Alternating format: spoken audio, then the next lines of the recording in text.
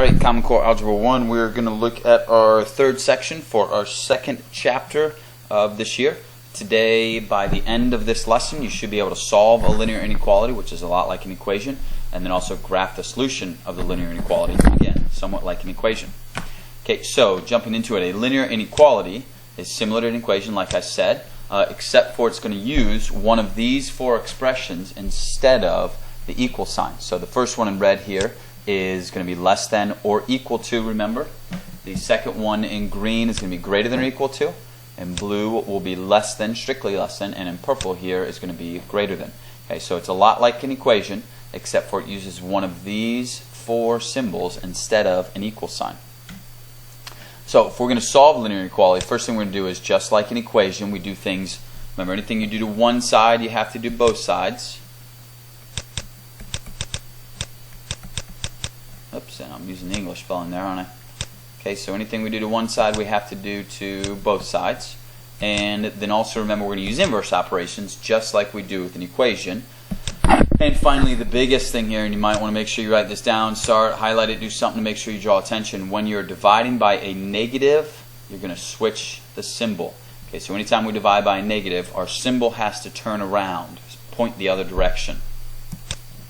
So two examples here. 2x minus 6 is less than or equal to 9. Same idea as an equation. We can even draw our line through the symbol like we do in an equation.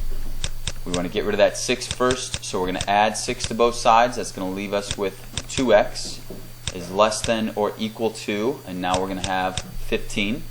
And then finally we're going to divide by 2, and so that's going to leave us with x is less than or equal to 7.5. Okay, that would be the solution to this linear equation. Meaning any number that's less than 7.5 will make this a true statement.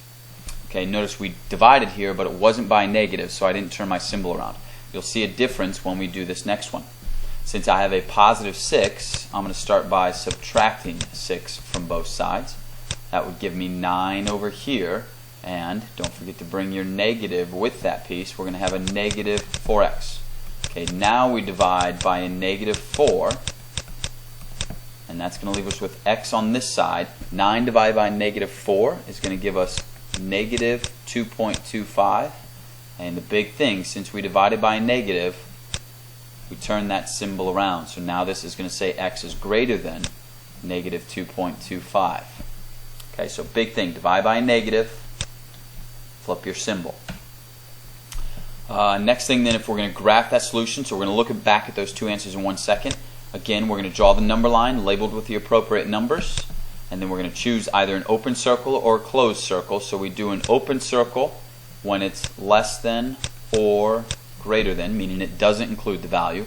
We do a closed circle when it's less than or equal to or greater than or equal to. Okay, so this is a big piece. Make sure you highlight that as well. Okay, open circle with less than or greater than, closed circle if it has the equals to as well. And then finally we're going to shade the correct side, meaning we either shade to the right if it's greater than or shade to the left if it's less than. So our examples here, first thing we want to do is we're going to draw our number line. Okay, so I'm going to put a number line out. I'm going to go ahead and do this one as well.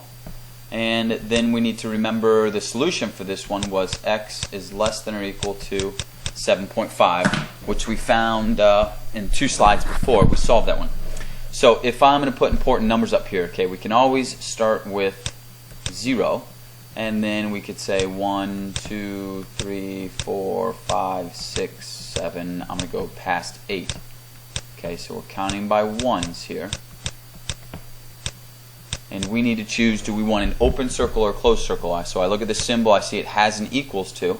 So I'm going to put a closed circle. This is right about 7.5. And then I need to shade the correct direction. So we want less than 7.5, which means we're going to shade all the values in that direction. Okay, and that means all the values that are less than 7.5. For our next one, if you remember we solved this one, we had x is greater than, I believe it was negative 2.5. I'm going to check that real quick. Yep, negative 2.25. Okay, so I'm going to change this to negative 2.25 here, and we want to solve that. So if I put 0 in the middle again, and then I can say 1, whoops, we want -1, -2, and finally -3. Now this time I look at my symbol before I put my dot and I see that it is not including, it doesn't equal, so at 2.25, right about 2.25, I'm going to put an open circle.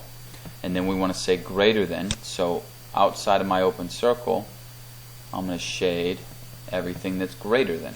Okay, and that should go on forever. Alright, so big thing there, closed circle if we want to include, if it has the line, open circle if it does not have the line. Alright, so that's it for this section. Next time we'll talk about how to translate and choose your symbols in your word problems. So key terms that we're going to see are things like at most and more than, or at least and less than, and then we're going to translate into writing inequalities, which is a lot like writing equations. See you next session.